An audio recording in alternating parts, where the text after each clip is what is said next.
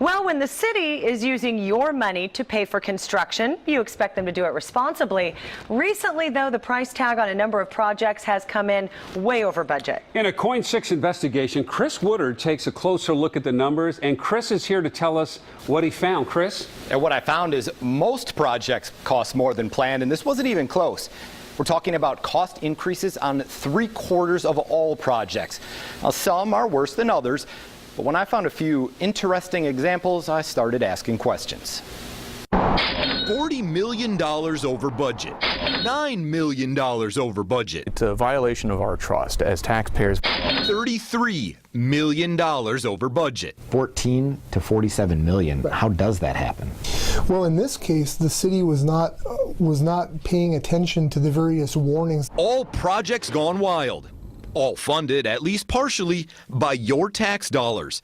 The latest, $9 million more than the original concept for an environmental services building. Charges uncovered by Coin 6 News. Well, when you look at these things, it seems like there's always a low ball budget. Some people call that the liar's budget. After a Coin 6 investigation uncovered the latest example of costs skyrocketing on a project, I started digging into Portland's overall system. Is there a bidding or budgeting problem here? I found at times it's all about how city staff members present the numbers. While the Emergency Coordination Center was touted to us as under budget earlier this year, I'm told this huge project came in under its $20 million budget. It cost more than planned. City documents I found show over and over that the city thought they'd get it done for $17 million. It cost $19.8 million. To get a better look at the overall system, I kept digging, deciding to break it down by checking records of what the city paid to outside contractors for all construction projects over the last 5 years. I discovered 75% of those projects cost more than the initial amount approved. I went to the city's Office of Management and Finance for answers. Why does that keep happening? Well, especially when you're looking at technical specifications, there's things that maybe didn't get thought of at the very beginning. Sometimes you get into a job and you realize, oh, we have some minor repair work that needs to happen before we can move forward. The total amount spent above and beyond initial plans is helped by a few projects that actually came in under budget. But when looking at the numbers overall, Portland officials paid $23.4 million more than what they originally agreed to pay on these construction projects. Does the process need change? I wouldn't say overall. That $23 million over is only 5% of the $459 million spent overall. But it was also only 1 year ago the city was making some pretty unpopular budget cuts because they had a $21 million budget shortfall.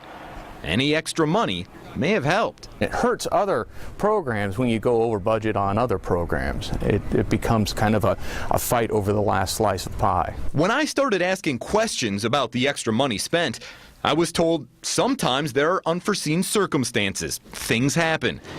But there can also be a problem called scope creep, a project quickly becoming bigger and more expensive than planned when bureaus decide they want more. Then the question is, where did we go wrong? What program was added, or what outside factor caused the costs to go so high? We're kind of advisors in the process, so we can make recommendations, but ultimately the Bureau has the ability to sign off on our change orders. In fact, this internal memo shows city bureau leaders can approve any cost increases on their own projects up to 25% of the original contract amount without ever going back to the procurement office or asking the city council.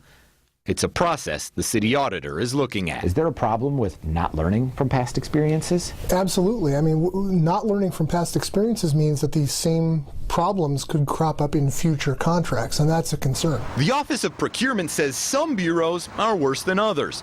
Our breakdown of the numbers shows the Bureau of Transportation is the worst, with 94% of their projects paying out more to contractors than they'd planned, for a total of $12.6 million over. The Bureau of Internal Business Services, or Facilities, isn't great either, with 82% of their construction projects paying out more than planned.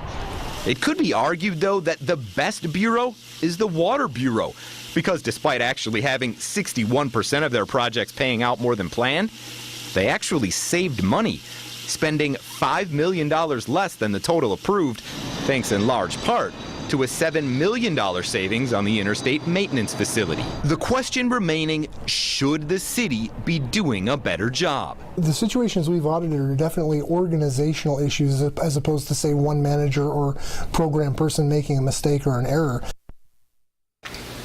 And now that audit is due out later this year, but it's important for us to point out this is just a snapshot. We're talking about what the city's paying to outside contractors, not what the internal bureaus are spending on the same projects. So there's a possibility some of these projects could be worse than what we found. Now, we actually understand that some changes have already been made since you and Dan Tilken as well started working on these stories. Yeah, Commissioner Nick Fish told Dan earlier this week that at least when it comes to his bureaus, he's instructed him that any change order over $500,000 has to come to the full city council for discussion. That's not the way it works now. Obviously, we'll wait and see if any other bureaus follow suit and stay on top of this to see what changes are made. Great investigation, Chris. Thank you. Yeah, thanks, Chris. Well.